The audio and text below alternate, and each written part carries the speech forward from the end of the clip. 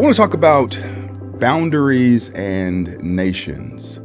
Does the Bible speak to this? And is there any biblical evidence for that?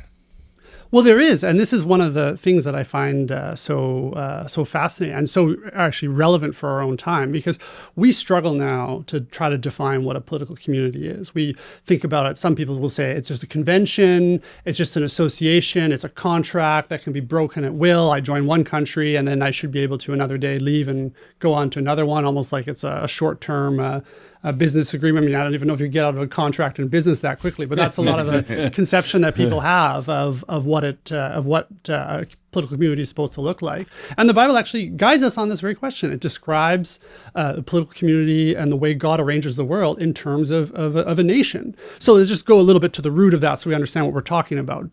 This is from the Latin word nati, to be born. So we're born into a community. We don't get to choose that, right? I don't get to choose my parents. Right. I don't get to choose my siblings. And there's a special set of obligations that come from that. A simple example that we see right in the commandments, right?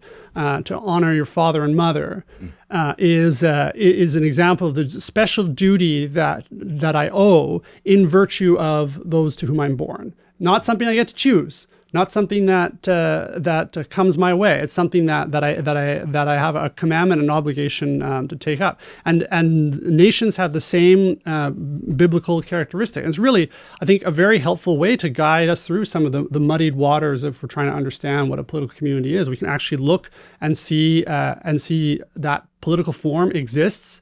It's there in the Old Testament, in the New Testament. There's a continuity across, and we have special responsibilities that are articulated that require us to act in a particular way in light of that reality.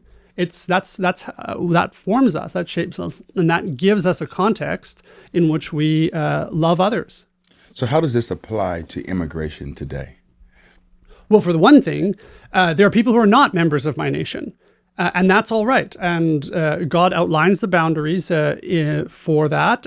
There are requirements placed on the territories that we have. I don't get to take someone else's territory. I don't get to walk in and steal their land. There are clear injunctions throughout Deuteronomy on this. So there are other nations in the world that are not my own. I can't, there are kinds of injunctions, I can't take their land. I can't just go kill them or something like that, steal their territory.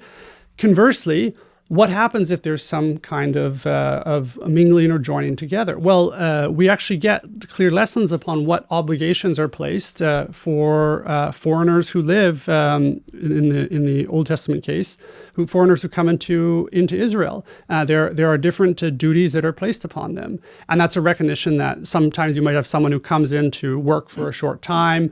Maybe someone comes in a little longer. Maybe someone wants to stay there for the long term. And what's interesting in the Old Testament, we have beautiful stories about this, like say with Ruth, wherein those who want to stay and become part of Israel have to join its culture, have to join its religion, because that's, of course, what's definitive for Israel. It has a special covenant with God.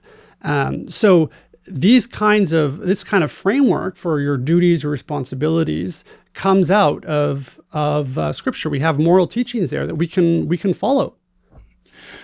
Ken, the Bible stresses one law for the native and one for the sojourner. How does this principle apply to modern day immigration? Well, it fits very well with the way immigration ought to operate. We've just seen 4 years of an administration that thinks there should virtually be no rules. So it isn't same or different, it was none. And as Dr. Phil would say, how's that working out for you? And it didn't work out well at all. It was very bad for America. It was worst for our poor people, which is something that doesn't get discussed very much. Let's put a pin there. What do you mean worse for our poor people? So I've heard that mentioned before. Sure, and I've heard that illegal immigration replaces blacks. That it's an intentional plan. Right. So what you're referring to is sort of the replacement theory. I'm talking pure economics. When you have mass immigration by unskilled labor, well, we have unskilled labor here in America. And they are in the toughest part of the economic ladder. I will tell you that in 2019, after 3 years of the most aggressive immigration enforcement in our lifetimes in that first Trump term, we'll leave the second term out for the moment. At the end of 2019, before COVID really hit, the economy swung way up. That was because of both tax cuts and regulations, but also because of immigration enforcement. And particularly, I would zero in on the bottom of the economic ladder. Their wages went up a higher percentage than anyone else in America at the end of 2019. And I would argue that it was due to deregulation, unleashing the economy, combined with an actual tightening of the labor market at the lower end of the labor market. We don't need minimum wages. It's funny, people who argue for minimum wages also argue for open borders. Well, those are at war with one another economically. And our poor people have better wages. By our, I mean citizens. Sure. Have better wages and more job opportunities as a simple matter of supply and demand when you don't flood the bottom end of the labor market. You make our society, and we'll talk about human dignity, but let's just talk filthy lucre, value them more. And they get benefits out of this. Unions used to oppose illegal immigration. Many of them don't now as a simple political pact on the left. It has nothing to do with the fact that it benefits their members. It harms their members. But do you think it's solely because of cheap labor, cheap votes? Someone has to be in the subservient role. We have heard crony capitalism. We have heard an astonishing number just in 2025 of left of center elected officials complaining about getting their dirty work done if we cut down on illegal immigrants. And that reflects to me an incredible elitism and a lack of respect for human dignity. What do you think they meant by dirty work?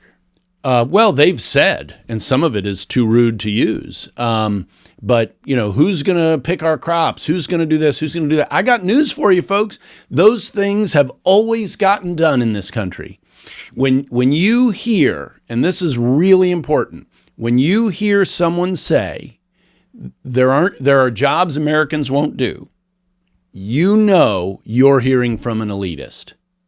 Because only elitists say that. And that is among our allies on many other issues as well.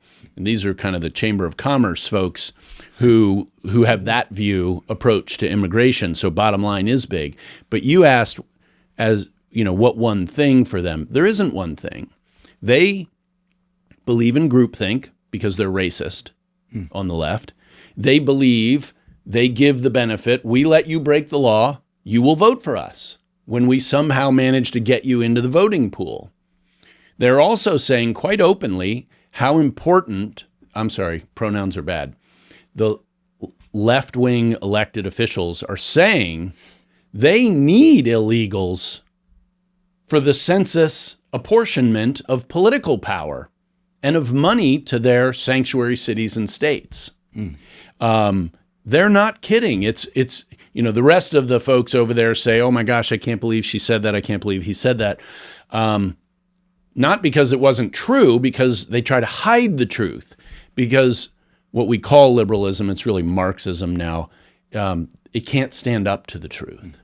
Nathan, in our earlier conversation, was talking about folks who really operate on feelings in the Christian world. I guarantee you, if you ask them, what are the limits? What are the boundaries?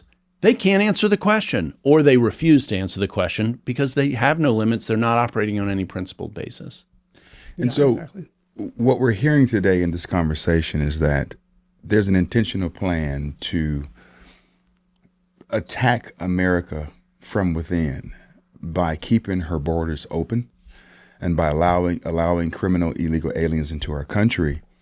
But also at the same time, Christians are being bludgeoned because if we don't have this unfettered compassion that's essentially reckless to the point where we just look the other way at crime, because we have to make it clear that a person coming into America illegally, that is a crime. It is a crime. Exactly. And compassion for who? Not our poor people, not our crime victims. That's right. And it's a crime that spurs upon more crime. It's the crime of crossing a border without going through the proper entry point. Then it's the bringing of fentanyl into our country. It's the high number of individuals who are rapists and or murderers or part of drug cartels. All of these things spur on more crime. But Christians are being told by Christian pastors today that, hey, we should love these people. We should support them. We should give our hearts to them wholly. But at the same time, we're going against law and order. And God is a God of order. He's not the author of confusion. And so what we see at the border is confusion. Earlier, you were talking about the weakening of the Christian church. Do you believe that weak pulpits create weak Christians? Oh, absolutely. I mean, partly what's going on here is that there are people who are noticing what's been happening, not just in this country, but elsewhere with respect to mass immigration. And they're trying to articulate limits. They're trying to articulate the moral principles that would allow you to order your loves.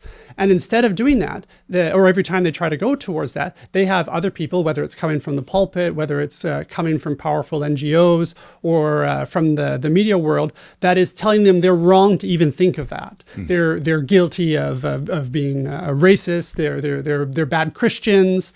They're turning against the tenets of their faith. So every time you have people who are trying to articulate those limits, they're being pushed back. And that's why the people who do it are actually, I think, practicing a real virtue of courage. They have a resilience in the face of adversity, that they're trying to come to grips with that. But people need help to do that. Some people are very brave and push it all the way and are able to articulate those principles and teach it to others. Others, they need the help. And where does that help normally come from? Where should it come from in a Christian community? It should come from your shepherds. But if the shepherds aren't there for you, then it's going to be very, very difficult for the sheep. And can I comment real quick on your question? Is and I get the shouldn't we love them question all the time, and the answer is yes. But that's not a reason not to enforce the law. I mean, we do that. Forget immigrants. If one of our fellow citizens breaks the law, we punish them through our criminal process. Sure. But we treat them with human dignity. We still respect the inherent value that God sees in them, but that doesn't exempt them from the law and the requirements that our country has put in place. Right. So we can do both at the same time. But then you have the media that will say, and people who are low information voters, that, well, we're taking individuals who are criminal illegal aliens and we're placing them in cages. I mean, how barbaric. Why would Republicans do that? Overlooking the fact that Barack Obama bought the cages. And so who purchased the cages? Right? Because he thought that there should be some limitations in the process. He used to. Yeah, he used to. And I think that our moral compass has to remain unfettered by the culture's opinion. Oftentimes we are thrown off track. Mm-hmm. As a nation, as a country, because we have a smudge on our lens. Sure. But we're always going to have a smudge on our lens. Sure. I mean, we have a smudge on our history. We have lots of smudges on our history. I mean, the part of the brilliance of the founders is that, they had George Washington in mind for the presidency, but they designed a system that would be resilient regardless of who was there. Right. They didn't design it for themselves and to capture their own power.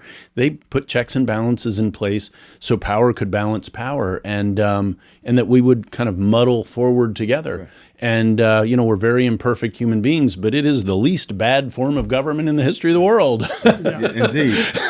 And I think there's also in a lot of these discussions, too, an assumption that because if there's a smudge, if there's a stain, if there's a sin, then there's a requirement for forgiveness. Right. And the assumption is that if we undertake a particular action, like letting in more people in the country, we receive forgiveness. From whom? Those people? It's often the way that it's supposed to to play out. Only God can forgive us. And the design of our polity should be one where we don't look to our either our elected leaders or those who are coming in the country for forgiveness. We look to God. For that. And anyone who tries to suggest, whether it's through some kind of vague language of reparations or to say we have the moral stain in our country, therefore we need to let more people in, which was a Wall Street Journal line in the 1980s, famously an Open Borders publication, arguing in these terms, or at least insinuating that that's the way to do it, then we should be asking ourselves, well, who are they expecting to provide the forgiveness here?